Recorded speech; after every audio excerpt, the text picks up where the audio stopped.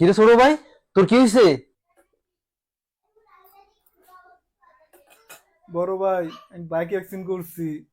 Doctor কইছে আমি আর জীবনে হাঁটতে পারুম না। বড় ভাই, হাত ভেঙে গেছে। বড় ভাই, আমি কি করবো? ছোট ভাই, তোর আগেই কইছিলাম তুই বাইকটা আস্তে আস্তে চালা। হ্যাঁ, তুই তো আমার কথা শুনলি না। অকালে পাকলো বল, দুঃখ থাকে চিরকাল।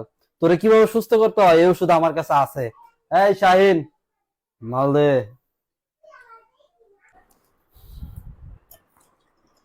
খা, খাইয়া তোরা এসে সুস্থ করে আলামো। রফিক, গাল লাগা। Si el ritmo te lleva a mover la cabeza, ya empezamos como es, como es.